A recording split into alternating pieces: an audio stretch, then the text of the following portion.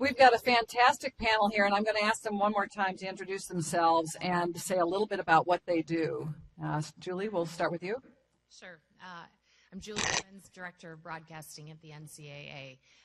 For those of you, I'll give you just a real basic understanding of how television rights work at the NCAA. So the regular season rights are withheld by the conferences and the schools. So the only television rights that we oversee are for the championships. We have 89 championships at the NCAA.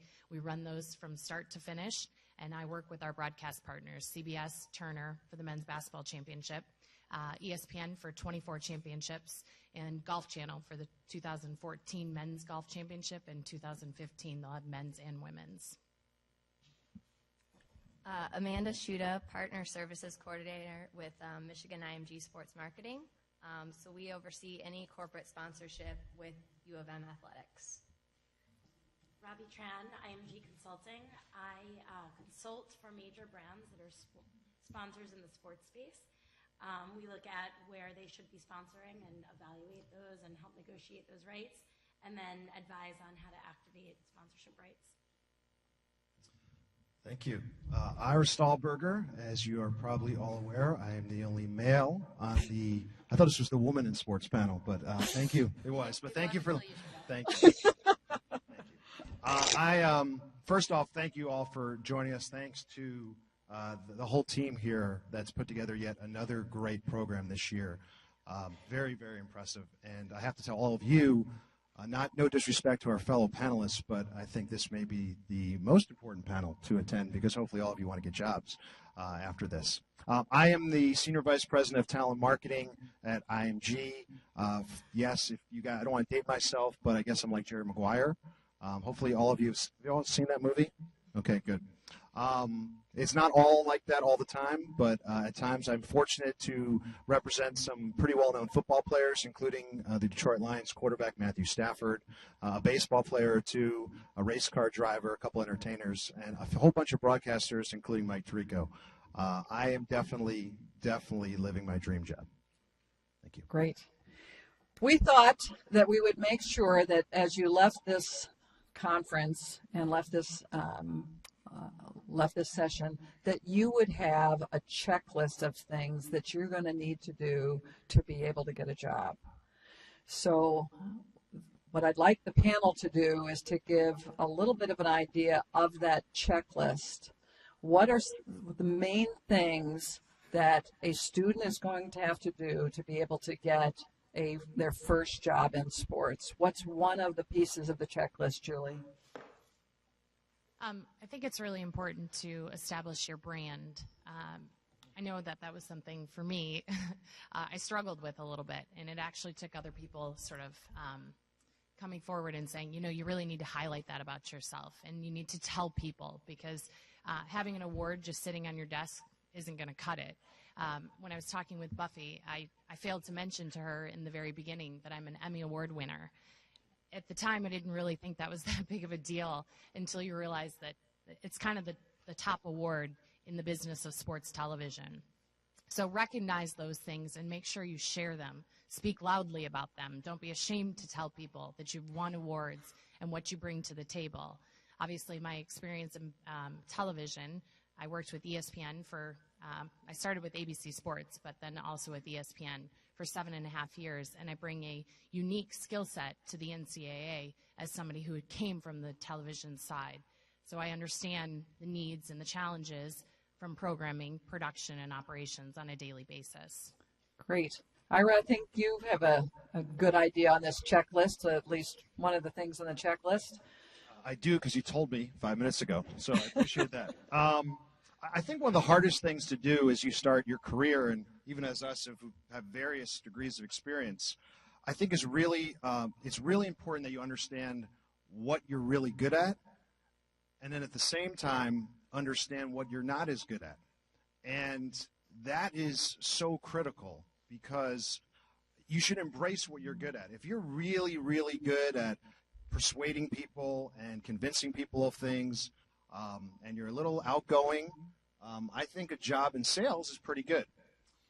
If you are not the most creative person in the world and you're much more quant focused, which there's nothing wrong with that, Probably becoming a creative director at an agency, probably not the best thing to do. Not to say it's not possible, but it's just not the best thing to do. So I think all of us, and again, we do it anytime throughout our career, but especially when you're starting out, is really kind of do that, your own little SWOT analysis.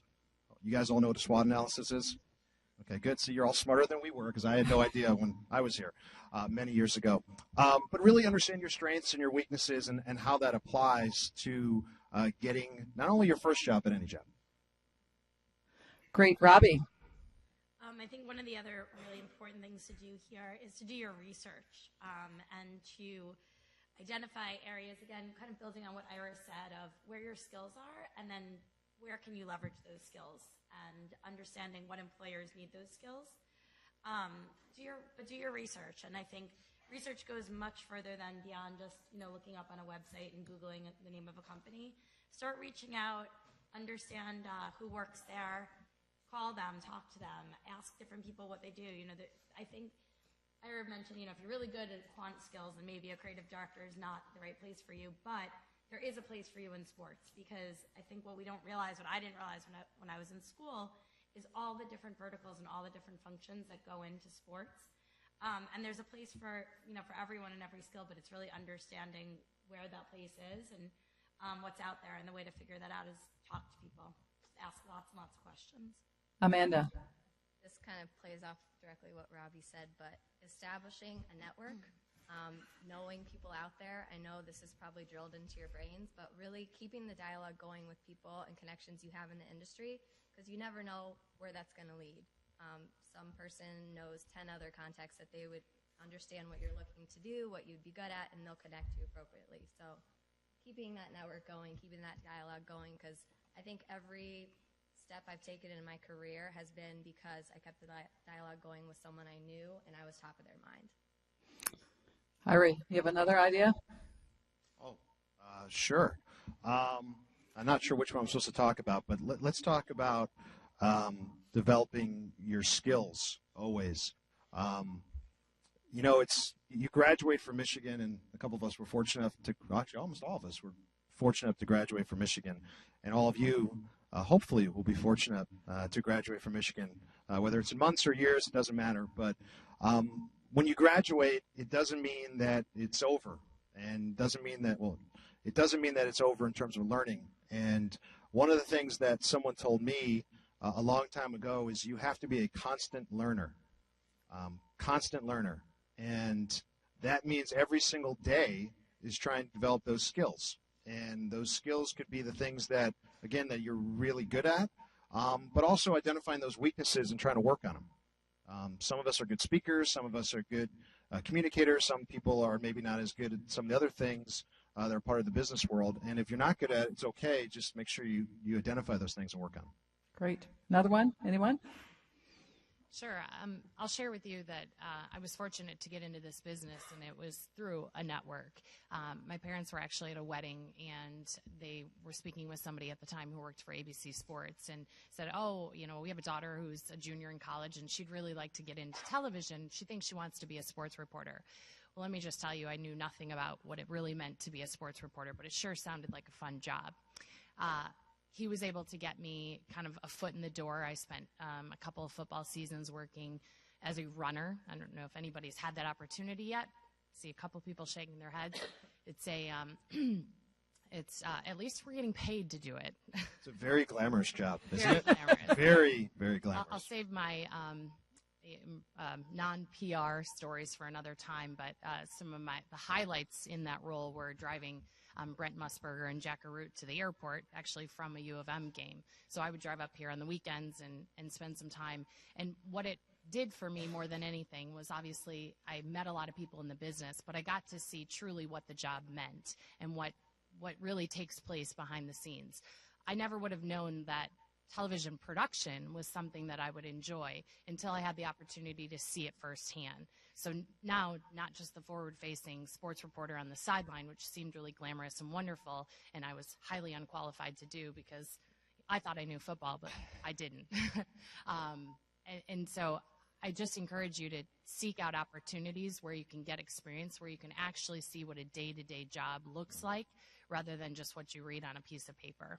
Can I add one thing there? Because, sorry, don't mean to control the panel here, but you said runner, and the guy who spoke earlier today, who I thought was pretty darn good, John Skipper, his predecessor was a guy named George Bodenheimer. I don't know if, I'm sure most of you have heard his name. He's now the chairman of ESPN, but he was formerly president CEO. And there's a great story about George Bodenheimer. He went to Denison, so he made a mistake and didn't come here. But he's a smart guy, and he started as a runner at ESPN. You know the story? Mailroom. And his job, though, was to pick up Dick Vitale and drive Dick Vitale to every college basketball game that Dick did. And one time Dick was picked up, I think it was in New York or something like that, and George Bodenheimer was there, and he was driving the car, and Dick was in the back seat, and Dick likes to talk, which doesn't probably surprise any of you. And he's talking to George, and George is happy that someone's talking to him. And he says to him, and George turns around and goes, listen, I think this is going to be my last week at ESPN because I can't stand it anymore, and I don't have any future here, and I want to quit. And Dick Vitale convinced him to stick it out a little longer and to work hard and to make some connections and find something that he can do great. And he went into the programming side, and then he did some other things. And anyway, ended up as the president and CEO of ESPN. So I thought that's a great story that you can start anywhere and end anywhere. Great. So we've had a few ideas here about how to get your first job in sports. To summarize, probably conduct a focus group on yourself. Where are your skills needed? Researching companies that might need your skills. What's your brand message? Building, maintaining, and communicating with your network. Continuing to develop your skills. What the employers will check. And then, of course, I have to add, you've got to apply online. So let's talk about, though, the first one, which is really important. Again, we talked a little bit about this. Julie started out. Conducting a focus group on yourself, and what skills do you bring the employer? Robbie, what are some of the things that you did when you first got out of school and graduate school?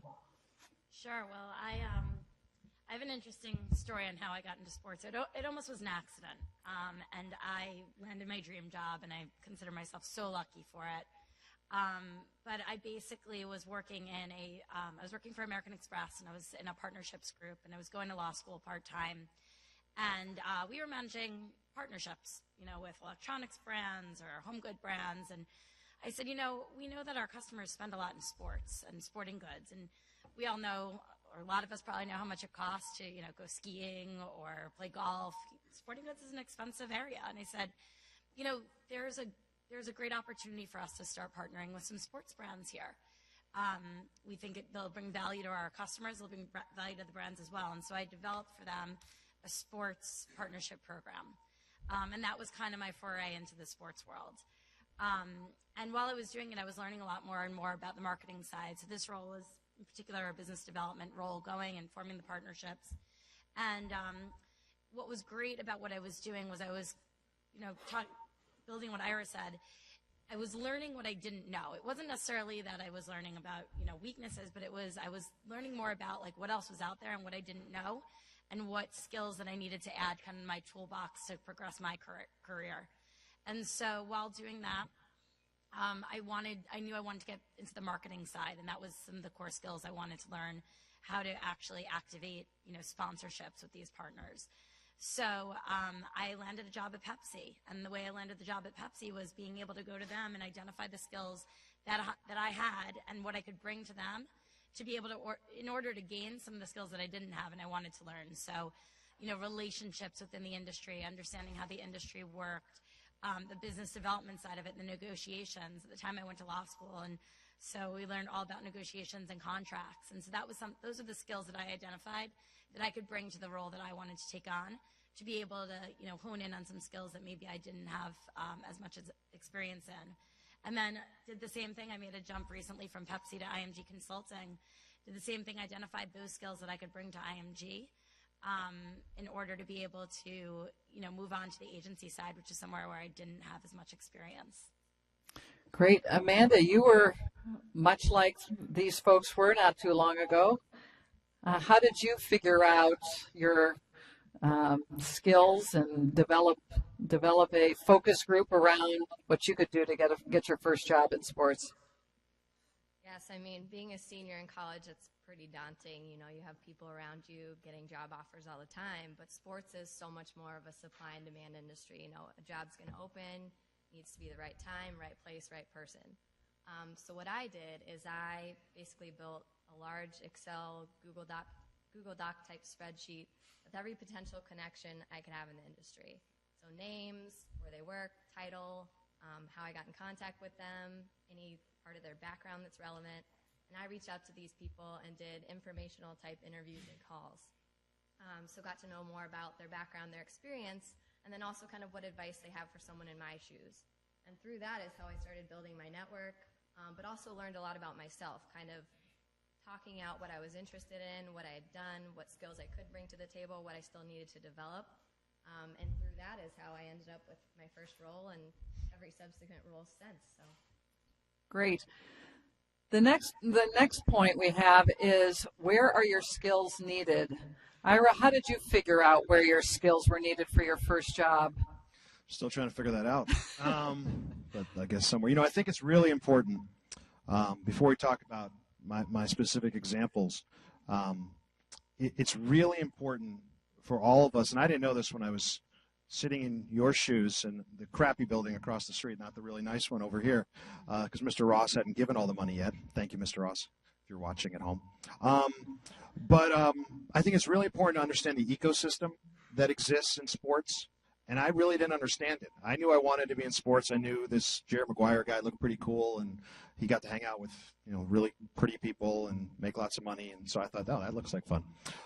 But I really didn't understand how it all kind of works together. And I think this is a really good example of the group here, even, and obviously all the other presenters and panelists that we've had, is the ecosystem exists in terms it's driven, you know, really I think it's driven by media. I think the media, obviously Mr. Skipper would probably agree, Gary Zankel would agree, that's a big part of sports. Then you also obviously have the property side. We heard some folks from the Red Wings, and I know there's going to be some other folks, you know, from other team sides, but the property side is another part of sports that is a separate vertical. It's certainly related, but it's separate. And then, of course, you have the agency side that a good chunk of us represent. I'll put the NCAA on the property side. That's okay. On the league side, property side. And then there's obviously the brands, which certainly where all the money really ultimately comes from. But I never really understood that. So I think for all of us that are out here, all of you that are out here and trying to assess where you want to work in sports is probably just as important as anything else. And for me, my skills were, you know, I graduated here a long time ago, 20 years ago. And I thought I was going to go to law school, and I thought I was a history major. And that's the only reason I wanted to go to law school, because all my friends were doing that because they didn't know what to do. And for any of you that want to go to law school, go ahead, but just make sure you know why you want to go to law school. But absolutely. And then I ended up, through a course of events, I ended up in the advertising world. And, again, that's the agency side. And then I went to the client side at a little beverage company called Coca-Cola, did that for a while, then ultimately ended up working for a sports agency. But I think it's so important for everyone to understand where you enter. Doesn't mean where you're going to end up, but I think, again, understanding those multiple entry points and having, I think for me, it works really well because I can sit there and sit with a client at XYZ company and say, I sat in your shoes. And my skills, my old skills never left. I've just transferred them, and I use them every day. And so that's really, really important as you grow your career. Julie failed to tell us that she played basketball in college, but her first position was actually a ski instructor. So she was out in Colorado, and she was a ski instructor, and she got into doing a little bit of this running with ABC as she was doing down there in Denver. But how did you know where your skills were needed when you were moonlighting as a ski instructor, or maybe you were moonlighting as something else? How did you do that? Yet another job that I thought looked really glamorous, but let me tell you, picking 6 to 12-year-olds up off the snow all day, every day, ski instructing's not that glamorous. It was a great opportunity for me after college to sort of take some me time, but I knew I still really wanted to be in television. And I think it was because I knew that I liked telling stories. I liked the student athlete. I liked the professional athlete. I liked kind of diving in and finding out what was beneath all of that, not just, you know, the numbers on the stats line. So I spent some time continuing to build on that network that I had established, which happened in college, obviously, when I first met a couple of people at ABC Sports. So on a random Sunday when the Broncos would be on Monday Night Football, I would drive down there and pretend like I knew my way around Denver, because once again, I probably had to drive the talent around or go find, I think at one point it was hand warmers for the sideline reporter. But I continued to keep my name in front of people within the business. And I think that that's really key. And everybody always talks about it's not what you know, it's who you know. And I actually don't think it's who you know, it's who knows you. And you can know all the people out there and think that, but I've met them, so I know them. But if they don't know you and they don't recognize your name when you send an email or you pick up the phone and call, it's not going to go very far. So I continued to make sure that people in the business knew who I was. So every time there was an event in Colorado or within driving distance, they knew to call. At the time I was Julie Norman, but they would call and, you know, ask if I was available to work. I think it was really important in continuing to establish connections so that down the road when I say, I'm ready to leave Colorado, I'm ready to stop being a ski bum, I think I want to get into this business for real, I had the right people to reach out to that could say, okay, well, your next step is really a, you know, glorified runner, now you're a production assistant, we're going to pay you nothing, but move to New York City and see if you can handle it. So I just encourage you to make sure that you take every opportunity and not just to shake somebody's hand and say, oh, I've met them, but to continue to build on those relationships, because it's got to be more than just a one-time handshake. Robbie, you ended up moving from American Express to Pepsi to then IMG. Tell us a little bit more about building, maintaining, communicating with the network that ended up getting you this job today. Yeah, so I mean, it's a funny story, and Julie's absolutely right. It's not so much about who you know, but who knows you, and you know, who wants to know you. I think it's a lot about genuine connections. So, you know, we get, all of us, I'm sure, get emails all the time and phone calls, and people want to talk to us, but you want to make sure that the connection you're making with someone is very genuine and authentic, because that'll make them remember you. So the funny story was, you know, my boss right now, we had met a few years ago over at a networking event talking about Breaking Bad, I think, or one of our favorite TV shows. And then that led to the next favorite TV show, Homeland. And then we started talking about Dexter, and we just remained in touch because we had this connection over all of our favorite TV shows. And I was at Pepsi and he was at IMG, and he would reach out to me a lot and say, you know, I have some open positions. Do you know anyone? You know, knowing that I knew Michigan grads and just people from the industry. And so I would send him over some names and referrals, and you know, sent him over some good people that he really liked, and that's kind of how we remained in touch. That was how he reached out to me, was over, you know, what he needed from me at the time, which was, do you have people for these positions? And ultimately, when the time came and I said, you know, I may be looking for something, and he said, come work for me. We have something here for you. We want you to come over here. And that's kind of how it happened. And I think as your career progresses, I think your first job, you know, that's not necessarily how it always works. Often you have to apply online and kind of see what's out there, but it's certainly, when you make connections with people, make sure they're genuine connections and not just, you know, an email once a month that, you know, is not really saying much. Ira, you ended up having your first position in sports through a connection. How did you navigate your career, though, to have that happen for you? I don't know how much navigating I did here, but because it really is hard, you know, as you sit here and you look at three very different career paths. The one thing you'll learn is, certainly you hear this all the time, it's not a race, it's a marathon, and you know, your career is always in constant flux, and there's good times and there's maybe some not so good times, and you know, all of us have some nice jobs, but there's always been times when we've kind of questioned, you know, is this exactly what I want to be doing, and how long do I want to do it for, and is it right, and as you get older, and I'm, I guess, the oldest up here, and I'm definitely the oldest, and you just have different things in your life going on. So for me, actually, so I think I mentioned I started out, I didn't go to law school. I moved back home with my parents, which is fine, by the way, to do that. Just make sure you have a finite amount of time. Yeah, sure, yeah.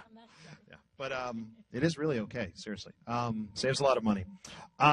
And I lived in New York, and I was working for these ad agencies, and I moved to Chicago and worked for this little ad agency called Leo Burnett. And to make my parents extremely happy, I was selling cigarettes for Philip Morris, which they were so proud of. So proud. But in all seriousness, I left and I went to the client side, and I still had this burning desire to get into the sports world. And I really didn't know how to do it. And I wish there was a forum like this when I was sitting here a couple decades ago, because I would ask a lot of those questions that I was asking myself when I was about to turn 30. And I had to, as they call it, I had a little bit of a pivot. And I sat there and said, you know what, before I get into my 30s, which doesn't sound that old, 30 is like the new 20 or something like that. Anyway, I said, I got to try this. I got to find a way. And lo and behold, the person I reached out to was my college roommate right here in Ann Arbor. And so one of the guys or gals sitting next to you or the people you live with could someday not only get you into Rick's, but also get you a job, which is important. And so for me, it was my college roommate. He met a guy who was a CEO of a small sports marketing agency in Chicago, and he connected us. And to this day, it's been about 13, 14 years, he still holds it over my head that the reason I get to go hang out with Peyton Manning and Eli Manning and Matthew Stafford is because of him. And he's actually right. So you will find over the course of your careers, and even now as you begin your job searches, there are so many different people that can end up helping you. And it could be people that you grew up with. It could be family friends. It could be people that you actually live with now. It could be people in your fraternity and sororities. Shockingly enough, it really can be. And so I just would say always keep your eyes open, because you never know where one of these people may appear in your life. Right. So building, maintaining your network, it's not who you know, but who knows you. I might say that it might be who's worked with you, who has worked with you. So your friends, your roommates, your classmates who's worked with you, and you might be able to get that same opportunity that Ira has. We talk about researching companies that you might be interested in working for, or you think that your skills are right. Amanda, you did a little bit of research to try to get into some of the jobs you did. What are the things that you did to research? The blatantly obvious is going online, researching the company, but also articles out there about the company you're going to interview with, but also people at the company. Sports Business Daily, Sports Business Journal is crucial for our industry, but also the American Business Journals online are all for free. Sponsorship, knowing what the brands that you're pitching are doing, what they're doing in the marketplace, what they're doing for cranes if you're in local Detroit area. So just really being educated. So that's first step, blatantly obvious one, I'd say. Robbie, you've been interviewing some people to work for you. What kind of research has impressed you?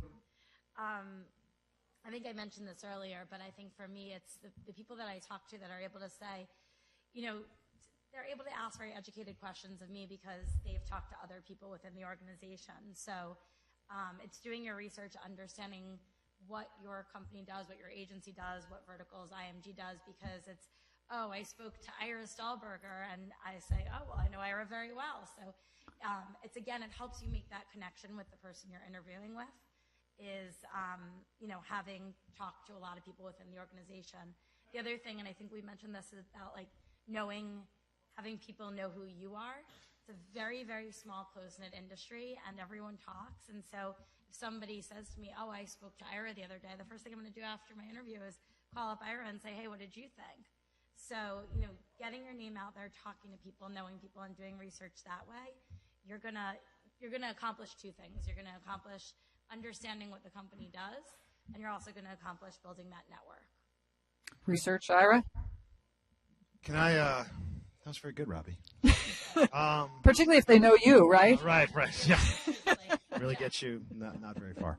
I'll give you, I think, one of my pet peeves, and this is not, I'm not going to go down the path of us complaining, but, you know, you'll interview with a lot of folks and over the course of your career, especially when you're starting out, and I think one of the most common, I'm sure you all get this, things I hear, so why do you want to work at IMG or why do you want to work in sports? And the answer we hate the most, I think, is because, I love sports. That's a great answer, by the way, but you need to take it to the next step. And you need to say, I love sports, so what? So what does that mean? And I think you really need to think about how are you going to add value. And I think today, more than ever, the fact that, especially as it relates to social media and things like Twitter, that thing, and Vine, and all this other stuff that's out there that old people like me are not that familiar with. I'm familiar with Twitter, but I think it's really important that you come with a point of difference and some expertise, and I think that's so critical. The other thing that sometimes is a little frustrating when we interview people is I always ask the question, I always start off, tell me a little bit about yourself, and then the last question I usually ask is, do you have any questions for us? And kudos to all of you and everyone else who was here earlier today. I thought the questions that you guys and gals asked John Skipper, Mike Tirico, the rest of the panels was fantastic. I mean, fantastic. Really well thought out. I have done a number of interviews with people, and I ask them, do you have any questions for me? And sometimes I get blank stares, or I get, is it, who have you met? And, that's great. But I always ask, I always look for three sort of buckets. I always think you should have a question, number one, a question about the industry overall. I think it's great to show that you're kind of a student of the game, a student of the industry. Number two, I think it's great to ask a question about the company. When you ask questions about, if you ask questions about IMG, we can't answer them because we're part of a non-disclosure because we're going to be sold. So, but if you should always ask a question about the company that you're interviewing at. And then last, but certainly not least, is I think it's also important to ask the individual about their specific role in the company. If you ask those three types of questions, I would think for the most part, and you'll probably ask them a lot smarter than I could, but I think you will definitely impress any interviewer who is trying to get an understanding if you're a good fit for their company. I just want to piggyback on that just because you brought up a couple of good points. The question that I think every interview seems to start with is, so why are you the right fit for this company, or why is this the right position for you? I will piggyback on sort of the pet peeve theme or the pitfalls to avoid, and that is don't tell them because I love sports, but also don't say, because I really love Indianapolis and I really want to get back to that area, and I've always thought the NCAA was a great place to work, or something along those lines. I recently went through an interview process looking to hire someone, and what people kept sharing with me was all the reasons why it was the right motive for them, why it was the right reason for them. But what they didn't tell me is why they were right for me, why they were right for my position. So just you can have whatever motivation for why you're applying for that particular position, but try to keep in mind that what people are looking to hear from you is why you fit sort of in all of those buckets for their needs, the things that they are looking for, not for why this is really great for you. And then the other thing is to Buffy's point about controlling the interview, make sure that you take that opportunity to interview them. And it's, certainly to Ira's point about having questions prepared, but it's as critical for you to find out that this is the really and truly the right boss for you, the right company for you. So take that opportunity, not just to be on the other side of a firing squad, not just to be the one who's fielding all the questions, but make sure you're asking questions of them so that you get truly an understanding of who this person is that you could be directly reporting into. Julie was a host, television host. What was your feeling when you were a television host talking about interviewing? I let people run all over me. At the time, I didn't, I sort of plead ignorance, and I was naive, and I didn't do enough of that research ahead of time, sort of recognizing things that I could have done better. It's really finding more information out ahead of time so that you can be the one who's in control. So you can spend more time on the pieces that are really important before you sort of get derailed and go down a path that isn't really all that pertinent. So, I'd say I'd be a lot better as a television host today than I was, 10 or 15 years ago. I could represent you. All right, Talent management, right. Amanda, controlling the interview. I mean, when people ask about interviews and advice and get nervous about it, who knows you better than yourself? You could talk about yourself all day. I mean, come in, be prepared, especially Ira. But really, I mean, you're selling yourself, but you have to be passionate about this job you're going in for, and if you're right, then you're right for it. A good analogy to sports, I mean, leave the field knowing you couldn't have done any better. You should come out of any interview you go into feeling the exact same way. And to back up what you said, really knowing about the person that's interviewing you, talk to them, engage with them, because that's how you're going to make these genuine connections, and that's how you're going to be remembered. You can have plain as day textbook answers that are great for interview questions, but if you aren't making connections with people to prove that you can work with them because you're going to be talking and interacting with them all day, every day, then you're not going to stand out and you're not going to be right for the job. Controlling the interview, Robbie. I think you might have a couple of points. I guess I would go back to what I was saying, and I think what I was going to add on is the best way to educate yourself and be able to ask those pertinent questions to the interviewer is to understand, what you're asking, what you want to ask, and what you want to know, and the best way to do it, again, is to meet lots of people within the organization. To me, that's just the best way to sorry, I'm losing my voice right now. It's awesome for a panel. That's the best way to educate yourself, though, and be able to come up with questions, because obviously talking to more people is going to lead to more questions. And Brand message. So once you got into the interview, you need to make sure that you are telling the employer what you're good at. Oftentimes that can be in about 140-character tweet or shorter. Julie, what's your brand message as soon as you would get in front of an employer? Well, thanks to Buffy's help.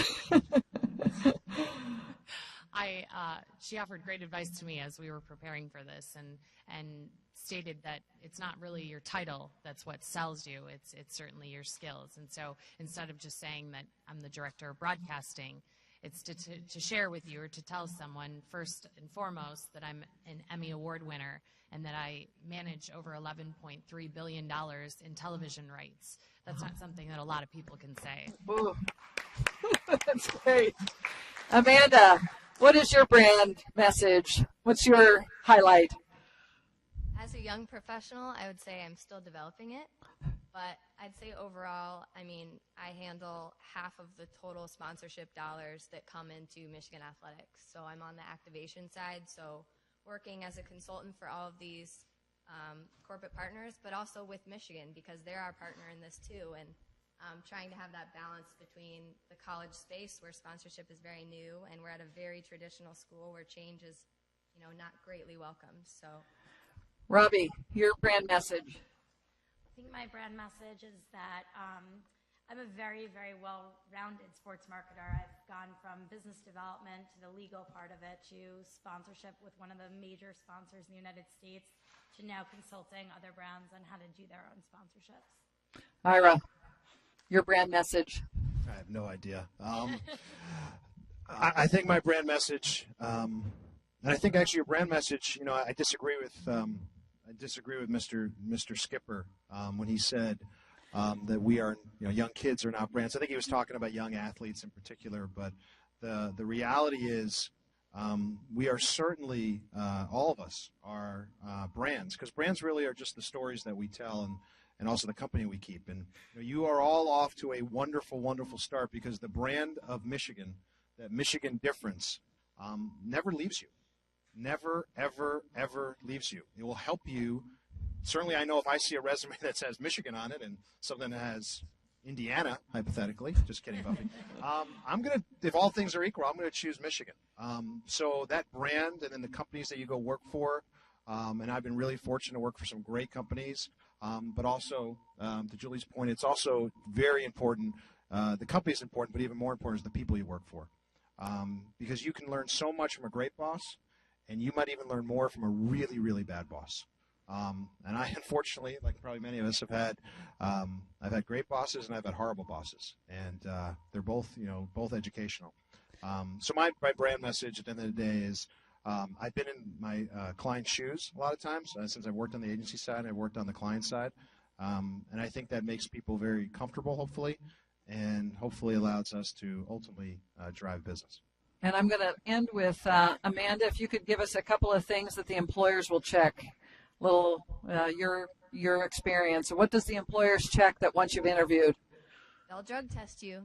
So that's my story. I had to drive out to a random part of Michigan and get drug tested for an internship. So yeah. And Ira, they'll check. What else? No will they drugs. check? Oh yeah, right. Sorry, it's my drug moment. They will check everything. That's kind of what I would make sure. And today, with things like Facebook and things like LinkedIn and things like Twitter and things like everything else, and we all love to Instagram and we love to post our photos and all how great it was at Rick's and I was so hammered and it was awesome and woohoo, and it's great. And believe it or not, we actually, our HR folks at IMG, and I'm sure at every other company, certainly the NCAA, they find all that stuff. Great. So be careful. Wonderful. Well, thank you very much for letting us tell you a little bit more about this. We're going to pass out some cards here that have actually these points. Do we have any time for questions at all, or Come on, a few questions. do we have some time for some questions? One or two questions? All right, if you can pass those out. One or two questions for the panel? Yes, back there. I had a question that would be kind of directed towards Amanda. In keeping contact with people that you've met that you've networked with, what's the best way to go about, like, the purpose of emailing someone would be to stay in contact so you have that deep connection. What's the best way of going about that if you don't really have a genuine question or something? You want to communicate with that person, but honestly for the sake of communicating. A good way is if, say, there's an article you read that is relevant to what they do, send it out to them, be like, saw your company did this. This looks awesome. I'd love to learn more about it. Or, maybe not even trying to get a discussion out of it, but bringing that to light. If you're going to be in the same city or general area, try to meet up for coffee or something. And then if you meet someone that knows them or could possibly know them, maybe bring their name to light and you could learn more about them and then reference that conversation. Another question. Yes. When it comes to being in the interview, how much does body language impact? Sure, I'll take that. Absolutely. Was that good body language? I don't know. One of my favorite lines was from the former CMO of Coca-Cola. This guy, Sergio Zyman, very smart guy, wrote a lot of books. And his favorite line, I never forgot it. He was speaking probably 15 years ago to all the Coke marketing folks. And he said, everything communicates. Everything communicates. And I think that is one, it stayed with me to this day. It's in marketing. I think everything certainly communicates. So certainly body language, how you dress, how you shake someone's hand, as simple as that is, how you make eye contact, the way you follow up. And we're big believers, I think all of us, of, emails are great, but it's even better when you get something written by hand, just because you don't get a lot of that anymore. That's maybe a little traditional, but there's nothing wrong with it. But I really think, and again, it's not just an interview, it's everything. Everything communicates. The other point. Oh, no, go ahead. Sorry. Oh, look at the I was going to say, you had the line that you only have one chance to make a first impression. Oh, yeah. So, Ira, you last with some of your P's. Does this be prepared? What's the P's? Oh, yeah, that's another one. So I got a whole bunch of pithy little sayings. I'm writing a book. Yeah, pithy. Dana Jacobson's rejoined us, everybody. Hi, Dana. Nice to welcome you back. Anyway, so it was called, it's the 7 P's, and you should write these down. Proper, prior, preparation, prevents, I think I can say this here, piss poor performance. 7 P's. Proper, prior, preparation, prevents, piss poor performance. It's actually kind of an old military term, but be prepared, be prepared, be prepared. I can't stress it enough. There's a book that's out that's written by a guy named Ron Shapiro, who is a very well-known baseball agent, and it's called Dare to Prepare. And it is a wonderful book because even people like us, when we sit there and say, oh, we can go on a panel, we could do all that, we've done all this stuff before. I know all of us prepare.